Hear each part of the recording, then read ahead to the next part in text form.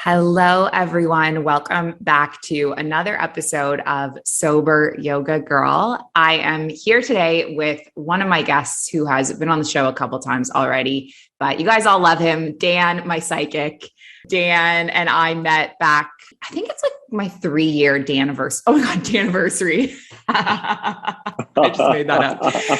It's around my 3-year Dan-Iversary. So I met Dan about 3 years ago, right when I was getting sober, and really set me on the path to a lot of the steps I took. And I mean, pretty much everything to be where I am now, which is really cool. So if you haven't listened to the earlier episodes where I had Dan on kind of telling my story, I'll put a link in so you can go back and hear a bit about my story and his journey. But Dan is an intuitive healer, a traveling psychic. He splits his time between Dubai and India and Canada. And he's here today to chat with us about words.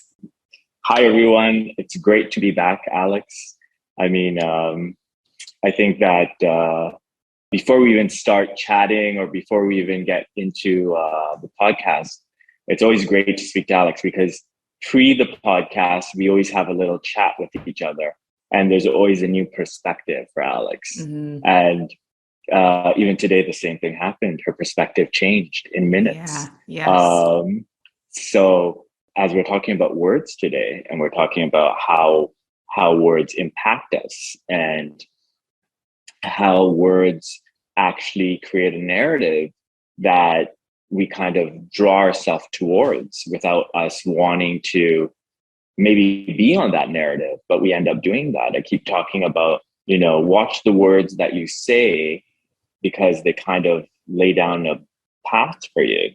I mean, me and Alex really didn't have a conversation about what the chat was going to be like today, but we did speak about a post that I had put up a couple of weeks ago or about a month ago, where I had put up a picture of myself and I said something about, feeling highly emotional. And from me stating me being highly emotional, with a beautiful photograph, by the way, I got a lot of messages from family members and friends saying that, we're here for you if you need to speak, if you need anything, we love you, we care for you. And with all my heart, I was so happy to see that. But then I was also thinking, why did the word emotional trigger everybody to reach out to me? Because I wasn't talking about emotional from a bad point of view. I was just saying that I'm emotional, but emotional may be in a good way. There's a lot of things that happened that week that were very emotional for me, but emotional in a good way. They brought out these different emotions that I haven't had before. And it felt good to be churning in these emotions. So basically what happened was, it was the death anniversary of my grandmother, my maternal grandmother. And she's died for a few years, but my cousin had posted something on a story on one of the social media sites. And I was at home and I was like, wow, I didn't realize. And I had a picture of her. So I picked up the picture. It was also a very spiritual day, or religious day for my religious belief on that day. And I just looked at her picture and I think I started grieving, and I haven't grieved her in so many years. I haven't grieved her even when but I started grieving her. And then I smiled and I turned her picture around for some reason. And on the back of that picture was a prayer. And that prayer was significant to the, significance of that day. It was a prayer for that same deity, or the same God. And I was like, wow, that's shocking, because I didn't even realize that it was there. That happened. And then a few days after that, I'm part of a mentorship program for a private members club here in India. And I was working with the mentees. And there's something about them that really touched me. And it got me emotional, but it also made me proactive, that I needed to do a lot more for them. And I wanted to do things that were outside of their own space of getting it done. And that proactiveness made me speak to a lot of people and talk to a lot of people. And, I had to regurgitate these stories of these kids. But it made me feel very emotional, because I felt happy that I was trying to help them. But the emotions that I was getting was an emotion of sadness, an emotion of happiness, an emotion of calmness also. I mean, there's all these emotions at the same time. So obviously that means emotional, right? Feeling so many emotions at one time, you're getting emotional. And then on the 7th of every month, I kind of post a picture of myself as gratitude to myself, as love to myself, and vanity to myself. Because I always felt that I wasn't, while I was growing up, I never felt that I was attractive. And so I was like, this has to be, then I put down these words, and it was framed in a beautiful way. And I just let the world see it. But everybody getting back to me and giving me the love and the support was beautiful. It was amazing that everybody wanted to do that. But it made me also think that, why did this word conjure up such a big stir in everybody for them to fear the worst? Because it wasn't the worst. So when I was speaking to Alex, I said, words kind of really dictate how we position ourselves or how we kind of move forward in life. I think in one of the podcasts that Alex and I had done, we spoke about this briefly. And, we were saying that, why are certain words like death so heavy? And why don't, if we use the same word instead of saying death and said bubble gum, it changes the ideology of the whole thing, right? We kind of change the way we feel about something when we say bubble gum instead of death. So, my grandmother passed away a few years ago. Instead of saying death, I said, I used to call her Nanny. So Nanny basically bubble gummed her way out. So now I've made this into this more humorous way of looking at it, though it's a sad moment. But again, I've changed that ideology of that word being so heavy, and we have many words like being, selfish. Selfish is a word that everybody says is a bad thing. You shouldn't be selfish. You shouldn't be, you should only not only think about yourself, you should think about everything. But in hindsight, it's good to be selfish. It's good to spend time with yourself and give yourself love and give yourself compassion and kindness and give yourself rewards and give yourself treats and give yourself trips and give yourself happiness. That's a part of being selfish. Or if we change the word to being self-full, then we're self-full. But then selfish just makes it seem like it's such a bad thing, right? Yeah. Do you agree, Alex? I love that. Self-full. I want to take that. You take it and run with it. Self-full instead of selfish. It's so great, because we think that when we're being selfish, it's like we're only thinking about ourselves. But the reality is that we can't take care of others. We can't provide for others unless we're providing for ourselves. And I think that's like a huge thing that people have missed, or definitely wasn't modeled for me in my childhood, was like prioritizing ourselves. Self-full. Yeah, you've got to change, the vocabulary we put out. Spoken about this a few times already, but the internal dialogue we have with ourselves, we've got to be a little bit more conscientious about what we're saying to ourselves also. And the words we're saying to ourselves, how we're, making a path forward. Are we putting down the right words for what has to happen next? Are we living in the moment? Or are we just assuming and presuming about the future? Are we thinking about things that really don't matter in the now? But if they don't matter in the now, what does matter? What does matter is that I'm kind to myself. What matters is then when I speak about myself to myself, I hold myself in greatest regard. Does that make sense? That I hold my work in the greatest regard. I can be critical. I can analyze it. But I need to be able to hold my own words and the way I've project myself internally at a way that vibrates so beautifully inside of me, that also vibrates out and creates this beautiful vibration of abundance around me or happiness about me. Yes, we can't be happy and go lucky and be skipping down a trail every day, but we could be kinder to ourselves and not use words that put ourselves down. Like, I look at myself in the mirror and I said, oh my God, I've got a line here. Oh God, I've gotten, a gray hair. I'm looking so old. I'm looking so now instead of saying I'm looking so old, I look at my gray hair and I said, oh, okay. Wow. Aren't I ripening really well? So now I've changed the dialogue from like, I'm getting really old to, aren't I ripening myself really well? So now it's, you're articulating yourself differently to yourself. Mm-hmm. Yeah. And that we're using words and we're thinking about the words I used for myself. And I don't allow anything to snowball into a bigger issue or a bigger problem. When we're talking to our families and, you're under the weather, I'm sick, I've got a cold, I've got this, I'm not feeling well. They're concerned, they'll send you a cup of tea, they'll send you a cup of, well, I was going to say a cup of tea, but they're probably going to send you some soup, or they're going to send you whatever you need. Maybe they're going to send you lozenges, or they'll send you something. They'll send you some food, or they'll send you medicine. They'll do something.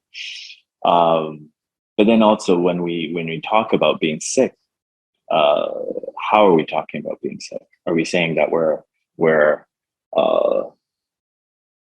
in pain, we're sad, or so we articulate ourselves? Instead of saying sick, I'll speak to my mom and I said, hey mom, I have a little flu.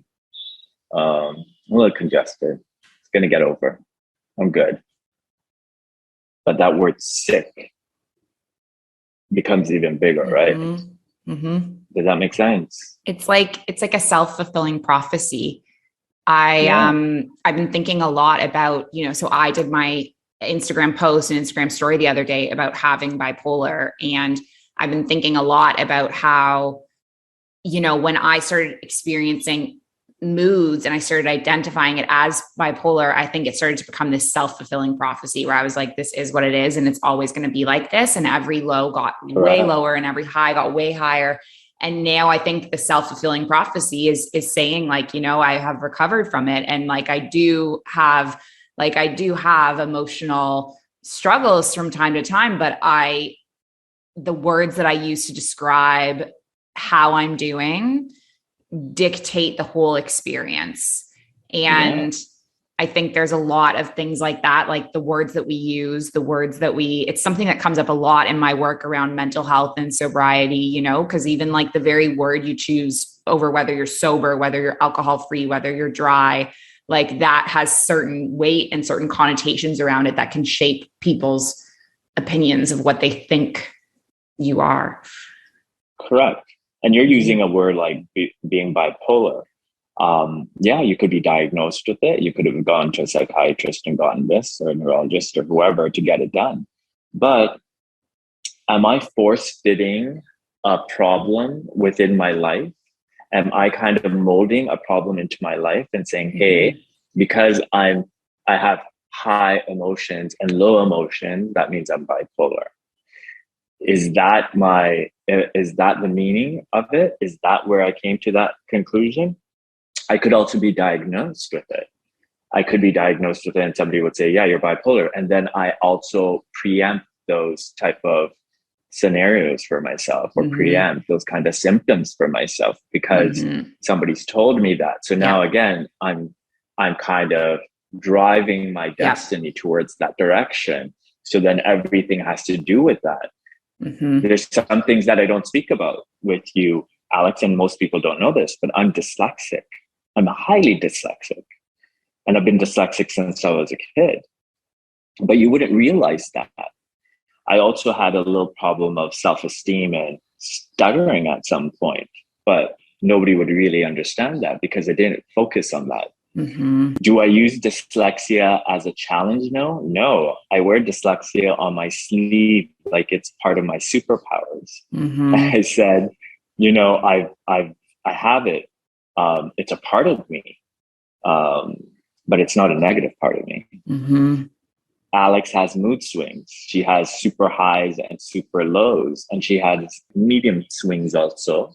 But those mood swings that Alex has are the mood swings because of a mental health issue? Is the mood swings because she didn't do the yoga the way she should have done the yoga? Is it because she's analyzing so much? Is it that she's sitting in her thoughts so much that she's gotten herself down to a lower level? Did she have her lunch that day? Did she have her breakfast? Maybe she didn't do what she needed to do. Maybe the consistency in her life wasn't there. And because she didn't stay consistent within what she needed to do for herself, her mood went low. So now, does that mean Alex is bipolar, or does that mean Alex is not consistent? It means Alex wasn't consistent. And the truth could be, both truths could be valid, Both truths could be valid. I agree with you. Both truths could be valid. You could actually have an emotional, mental disruption that brings you all the way down. But now when it brings me all of the way down, logically or illogically, what did I do to make myself feel better? Did I come out of it? And what did I do to do those things to come back out of that? So the problem isn't being bipolar or having a mental health issue. The issue is being consistent to recover, to feel better. 100%. So, and I think about this all the time or not all the time, but I had this conversation with one of my groups yesterday. We were talking about like what you have in your toolkit to make you feel better. And for me, I used to just get into these spirals of like, one thing would go wrong and I'm like, it's over. My business sucks. I'm a failure. And I would just be there. And actually what I do usually now when I'm feeling low is I reach out to you. And that is it's like, you're more my pep talk person than anything, and like you being able to phrase something for me, it comes back to our theme of like using different words to reframe a situation to make me feel a different way about it. Like saying that, it's going to be a lot better by next week. And then I'm not in this, like, it's over. I'm like, it's going to be better by next week, and then it changes my whole perspective on things. Well, I want everybody to understand that Alex doesn't use me as a crutch. Alex actually uses me as SOS whenever she needs it. But when I deal with Alex, I actually don't tell her what to do. I just bring her a new perspective. And then she actually changes her mind. Yeah. So I ask her certain questions and I bring about certain thoughts. So it kind of makes her think a different way. And then she's like, actually, yes, that's there. I've done that. You know what? Yeah, I was feeling better when I did that. So I keep on reminding Alex, or I kind of make Alex accountable for what's happening around her, and then looking at it from a different perspective. So she gets a different insight within herself, not because I've told her the new insight, but because I want her to incite a new ideology or a new way of thinking of a problem. So now the problem isn't a problem because I've done a solution. Yeah. I found my own solution within myself. I've just gotten my healer who kind of just poked me in the right direction. Right. Without giving you all the information, I just poked you in the right direction. Correct? Yeah. That little push towards the right direction makes everything feel better. And it's easy. I mean, even if Alex asks me, Dan, I'm feeling really bad and I'm not good. And just by me saying, don't worry, next week, things are going to be better, she already relaxes. So you can get that with anybody. Moms are really good with this. A lot of moms say this too, right? Whenever, we've not won an award, or we didn't do so well on a spelling bee, or I'm really old, spelling bee. What am I doing? Okay, but you're not old, you're ripe. I'm ripe. Yes, I must change my words. I'm right. That my mother probably would have, she would say, hey, this is just one spelling bee. There's always another. We always do better. We do the best we can. So those words of wisdom stick with us. That's also our mother or a father, even. It could be a father also, or a grandparents, or an uncle or aunt, anybody. But these words of wisdom are there to just make us know that we're worthy of making better happen in our life. Mm-hmm. Yeah. Mm-hmm. So I hope that resonates. But again, words. So yeah, just like Alex just corrected me from old to ripe. And some people might say, "Well, I don't know about ripe either, Dan. I think ripe might be a little too, a little too fruity." And maybe we could come up with a better word. But you think about what the better word for you is.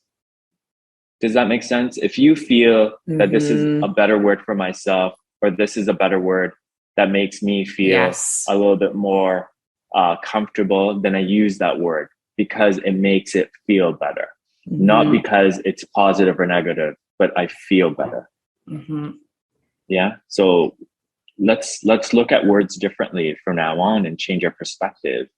And that doesn't mean that I sit there and every time I speak, I think about 7 different words, or I thesaurus a word to understand that what I need to say. No, I look at it and say, is this, am I impacting myself in the wrong way? And it takes 30 seconds to just rethink it and say, hey, you know what? Actually, this is what it is. And this is not wishful thinking. This isn't you kind of psyching yourself out to be better about yourself. No, this is you being accountable and saying, I need to start programming myself differently with the words I use, with the stories I see, with the books I read. Yeah, how are these things programming me? How's the news programming me? How's social media programming me? How are my friends programming me? Is there a program happening? I think everybody, without knowing, that they do this. So I know I have. I'll give you an example in my life. I was with a very close friend of mine a few weeks ago, and I was speaking about something that was happening with another friend, and he just says, "Does it matter? In the scale of life, does this really matter?" And then I said, well, in the scale of life, it doesn't make a difference at all. Then he's like, why are we putting energy into it then? He's not a healer. He's my best friend. But those are his words of wisdom. And I said, wow, you know what? You're right. I need to ask myself that from now on, whenever I get into this kind of thought process, does it matter? So then now I'm checking myself on certain things, certain ways of looking at life, and certain ways that I'm dealing with situations in life. Because everything that we go through right now, everything that we feel right now is supposed to happen, be it good or bad. And because it's happening to us, how do we now take care of it? Be it a bad situation, be it a good situation, but how do I take care of it? Do I proactively do this? Or do I passively do it? Speaking to a client earlier today, and she was having little issues with a family member, and I said, well, what is the issue? And she was looking at security for herself. So I said, well, why not just get it done now? Why are we waiting for 5 years down the line or 10 years down the line? If you feel like you need to be secure now. Why wait? Why preempt it? Yeah. And she's speaking to me because she wants to know about the future. And I said, the future doesn't matter here. What matters is you need to feel secure. So let's do what you need to do now to feel secure. Change your perspective. And she says, yeah, actually, I'm going to do that. I'm going to make sure I take charge of the situation instead of making it a problem. Her family member was not understanding what her emotional need was. And my point to her is, do you need the family member to do that? Do you need them to understand your emotional needs? She goes, yeah, because it's, I have an expectation of what the future needs to be. And I said, that's the problem. Don't have the expectation of the future, And that need to make that person understand goes out of the way, goes out of the bubble altogether. She goes, actually, yeah, if I don't think about the future and the expectation of the future, yeah, why would I need to worry about what they need to do right now? So I said, cool, and let's not do that. Well, let's use you as an example or a guinea pig right now. Yeah. Yeah? Okay. Alex has a big project that she's working on right now, a couple big projects. The projects haven't come out yet, but Alex already thinks that she's not good enough. She already thinks it sucks. And I was like, but who told you it sucks? So Alex has already decided or preempted things by saying it sucks. And I was like, who told you it sucked? So nobody told me it sucked. I'm just telling you that it sucks. And I said, but what's making you feel that way? I mean, she's gotten a lot of doors closed. And I was like, yeah, but as many doors close, we just need one door to open up. And once that one door opens up, that's all that matters. But we don't focus on the door shutting. And we don't focus on, we focus on what we have to do now. You shut that door, that's okay. I can get another door open. I'll get many doors open. I'll get enough doors open till I'm satisfied. But I'm not going to open up one door and say, or knock on one door and wait for that door to open and then don't knock on 20 other doors. It's like going trick-or-treating. When you go trick-or-treating, you ring the doorbell and they don't have candy at their house. You go to the next door and you get the candy from the next door. But if you see the person come to the door and start giving out candy, you come back to that door and go to that door again and ask for the candy. Isn't that correct? Yeah. That's correct, right, Alex? It's not like you're going to be like, oh, well, they didn't open it up for me, so I'm not going to go back and ring the doorbell again. You're going to be like, no, I want that chocolate. I'm going there. I'm going to get the chips. I'm going to get the bubble gum. Correct, right? Is this a correct situation? Okay, so if that's the correct situation, when it comes to when we want something or need something to happen, why don't we do the same thing? When it comes to your work and stuff like that, but maybe not when it comes to personal, not when it comes to, I see somebody that I like and I keep on harassing them. Well, maybe that's not the thing to do, because once a person tells you no, that means no. If they don't like you, they don't like you. You move on, you go to the next, until somebody says, yes, they do like you. Right? But yeah, I see it a lot, exactly what you're describing after being in the yoga world for so long. And people come out of yoga teacher training. This is a great example. People come out of yoga teacher training and it takes a really long time to build momentum as a new yoga teacher. And you're going to have classes when people don't show up.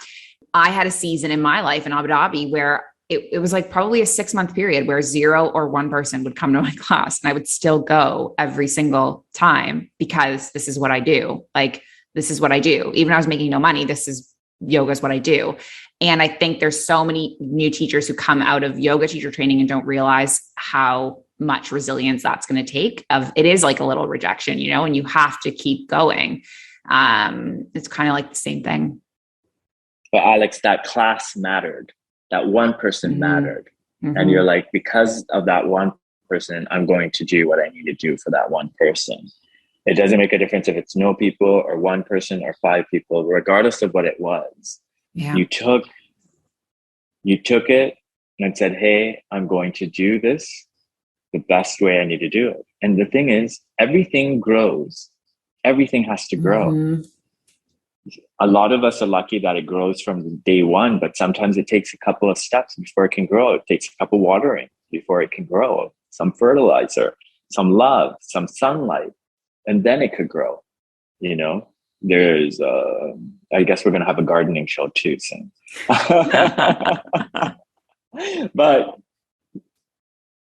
when you, I think this is with everything, actually. If everybody kind of uses this philosophy of saying, hey, it's okay to allow things to happen when they need to happen, but I also have to be proactive enough to be consistently doing it every day to get to where I need to get to move to wherever I need to move to, and go wherever I have to go. Like Alex did whatever it needed needed to happen for her to get herself into Indonesia, in Bali.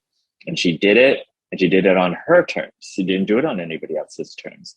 There are a lot of hurdles and bumps on the way, be it where do I store my furniture, or what do I do with my cat?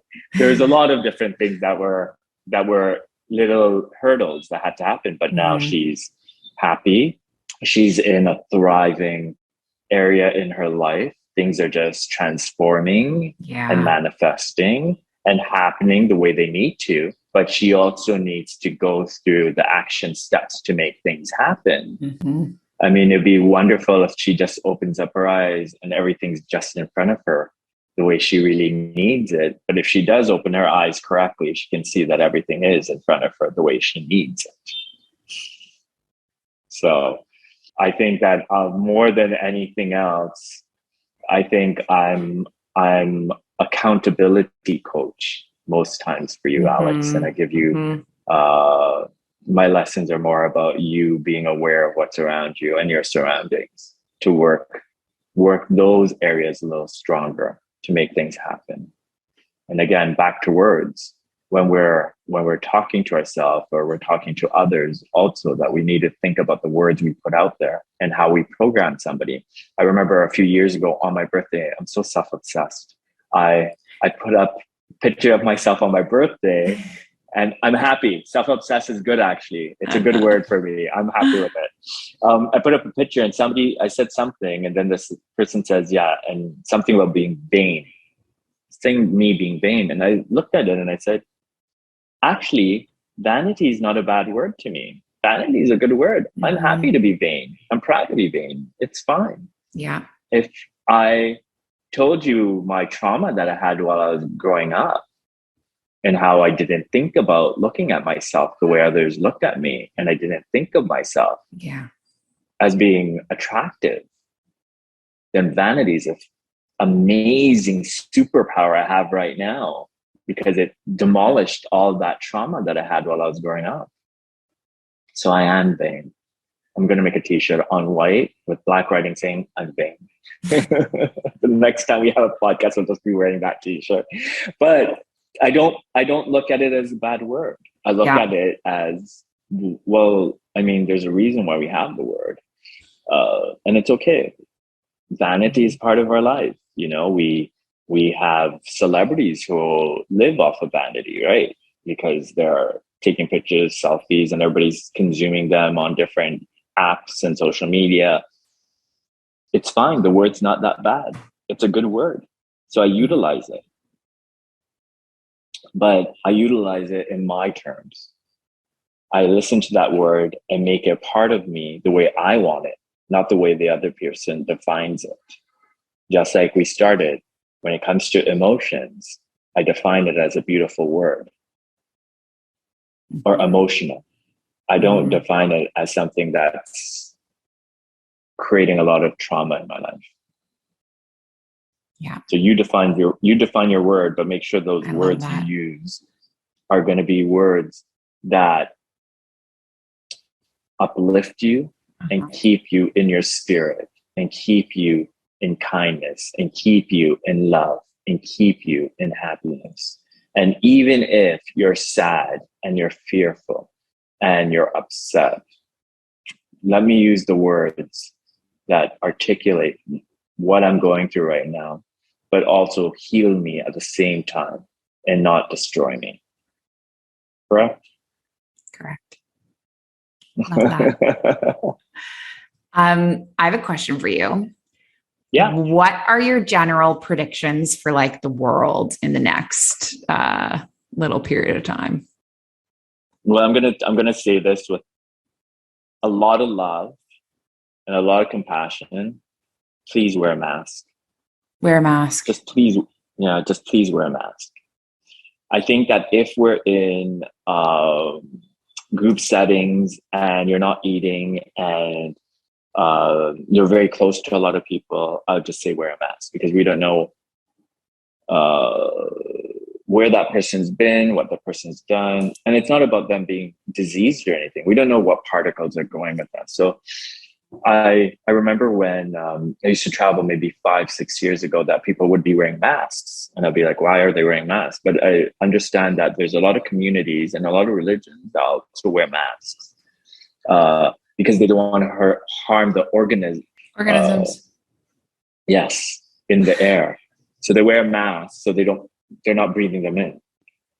So they're protecting them and not protecting themselves, but they're protecting them. So I would probably tell everybody, mask up for the next few months. I know that it seems like we've kind of gotten out of the worst of the situation.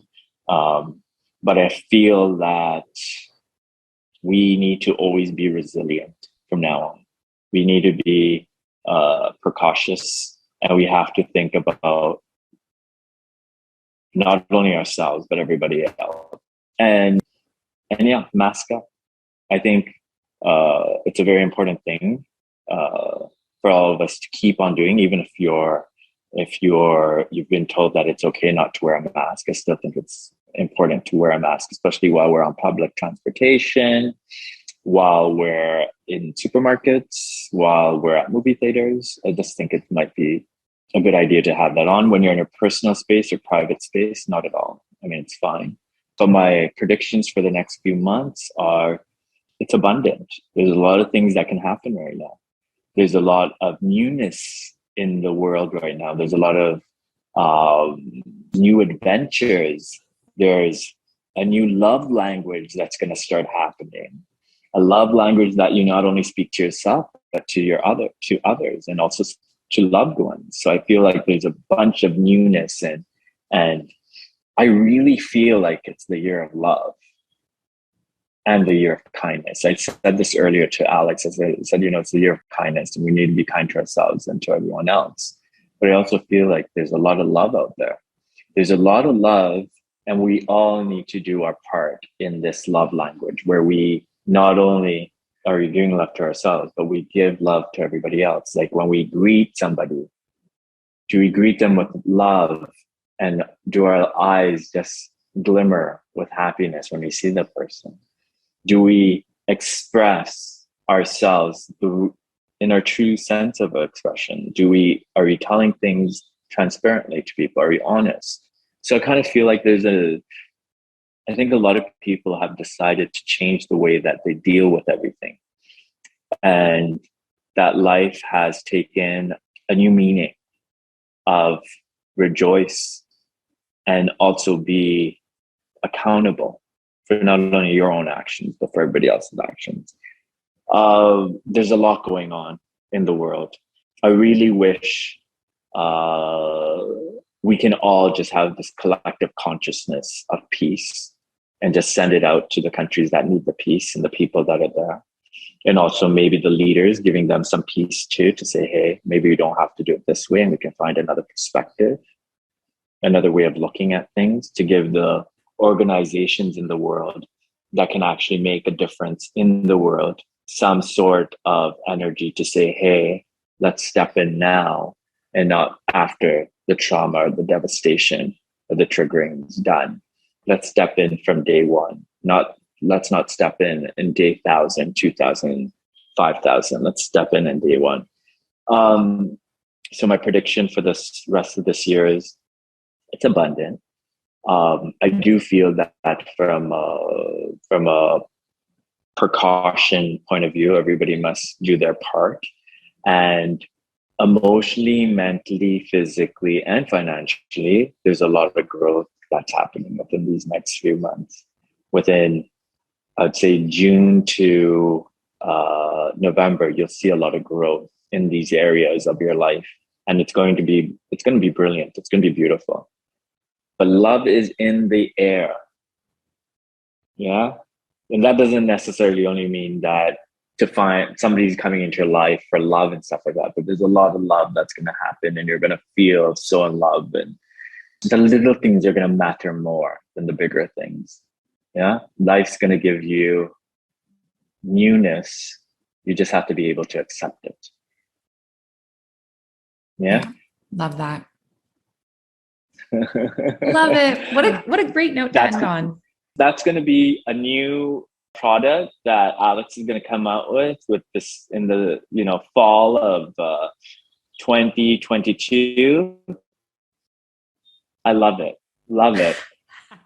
Love it. T-shirts, jackets, caps available on the Mindful Life Practice website and on the Sober Girl Insta site coming this fall season. Love it.